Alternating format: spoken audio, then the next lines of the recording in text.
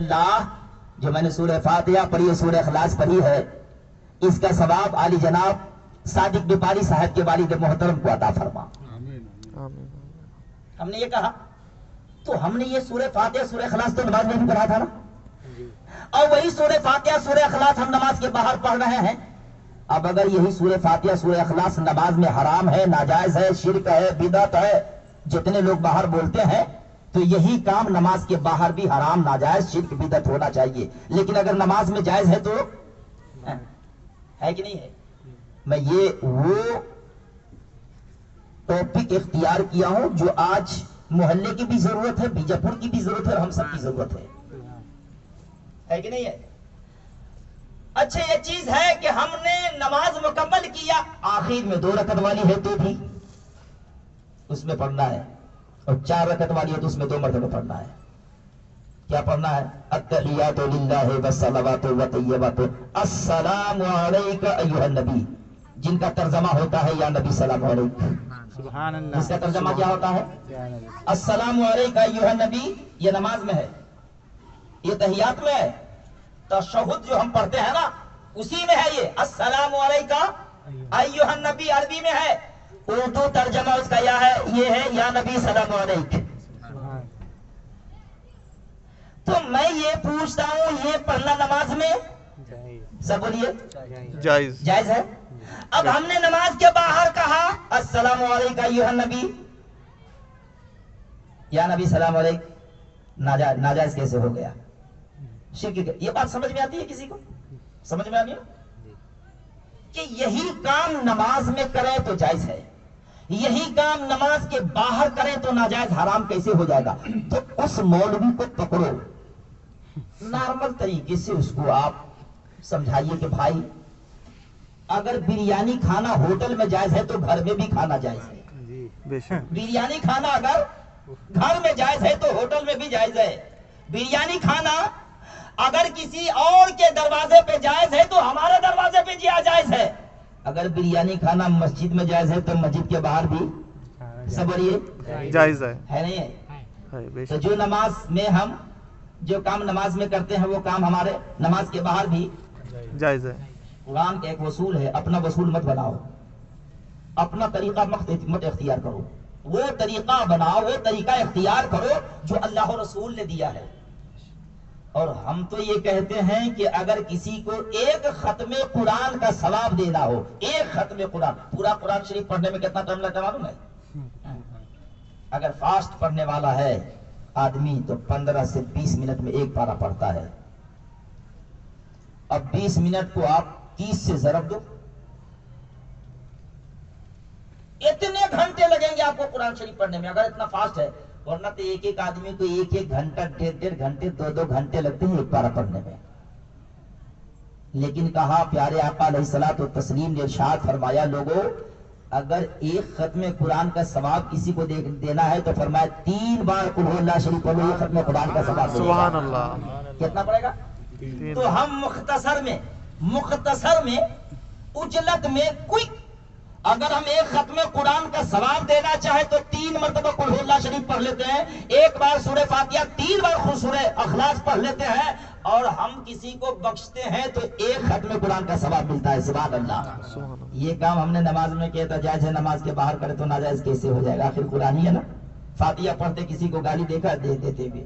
اور اس وقت جو میں گفتگو کر رہا ہوں، یہ گفتگو جو میں کر رہا ہوں اگر مسجد میں کروں تبھی جائز ہے، مسجد کے باہر کروں تب بھی جائز ہے، گھر میں کروں تب بھی جائز ہے، میدان میں کروں تب بھی جائز ہے، اور اس کا ثواب ہم کو تو نہیں ملے گا جتنا ہم مسجد میں کریں گے، جتنا ہم سبحان اللہ۔ یہ ناجائز نہیں ہے نا؟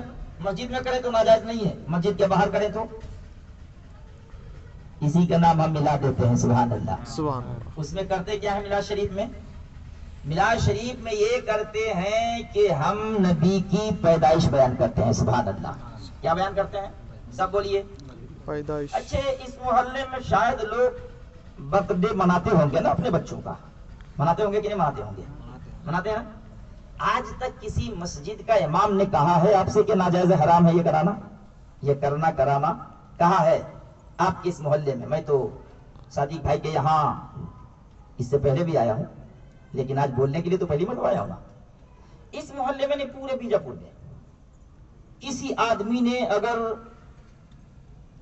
اپنے بچے کا برتھ ڈے منایا ہو تو کوئی ایسا عالم آپ کو دکھا جو کہا ہوگا کہ ارے بھائی اچھے برتھ ڈے منانے والے بھی دو قسم کے ہوتے ہیں، ایک تو سیدھا سمپل گھر میں پھگا لگا کر کے تھوڑے سے چمکی لگا کر کے منا لیتا ہے، اب کچھ لوگ ایسے ہوتے ہیں جو باضابطہ پورے گھر کی لائٹنگ کرتا ہے کہ نہیں کرتا ہے؟ سب بولیے، ہم نے تو دیکھا ہے نا، ہم نے دیکھا ہے۔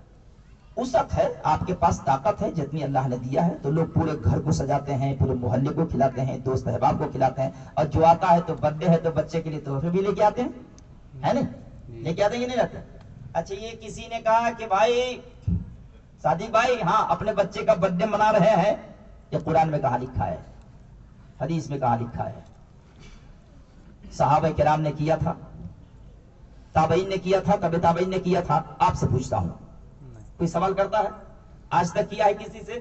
کسی سے نہیں۔ عالم کیا تب بھی نہیں، جاہر کیا تب بھی نہیں، امام کیا تب بھی نہیں، مقتدی کیا تب بھی نہیں، صدر نے کیا تب بھی نہیں، سگریٹ نے کسی نے کیا، کسی نے آج تک اس پہ فتویٰ نہیں لگایا، جبکہ برتھ ڈے نہ نبی نے منایا، نہ صحابہ نے منایا، نہ تابعین نے منایا، نہ تبع تابعین نے منایا، نہ پھگے لگایا صحابہ نے لگایا۔ اس پہ لوگوں کو کیک کاٹتے ہوئے آپ نے قرآن میں کبھی لکھا ہے؟ حدیث میں کہیں لکھا ہے؟ بتائیے کہیں لکھا ہے؟ نہیں لکھا ہے نا؟ تو یہ تو پہلے ناجائز ہونا چاہیے نا، آج تک کسی عالم نے اس کو ناجائز اور حرام نہیں کہا، اس لیے نہیں کہا کہ کھانا تو جائز ہے نا بھائی، کیک تو جائز ہے نا، چاہے گھر میں کیک کسی بچے کے نام پہ کاٹ کے کھاؤ، چاہے دکان میں لے کے کھاؤ۔ اب یہاں برتھ ڈے نام دیا بیٹے کی پیدائش کی خوشی میں، تو اچھے بیٹے کی پیدائش کی خوشی میں ہم نے اپنے بیٹے کے نام پہ بنا شریف سنا نا، میرا احمد رضا حسن رضا، میں نے ان کے نام پہ برتھ ڈے منایا، ان کے نام سے برتھ ڈے، ان کی پیدائش منایا، ہم نے کیک کاٹا، اور جب اس کے نام سے کاٹا تو میرے لیے بھی جائز ہوگا، اور میں نے اپنے نام پہ کاٹا، اور جب میرے لیے جائز ہو تو میرے باپ کے نام پہ بھی، میرے دادا کے نام پہ بھی، میرے پیر کے نام پہ بھی، ہے کہ نہیں، میرے استاد کے نام پہ بھی۔ اور بھائی جب اتنے کے نام پہ اتنے کا برتھ ڈے منانا جائز ہے تو نبی کا برتھ ڈے منانا کیوں حرام ہو جائے گا؟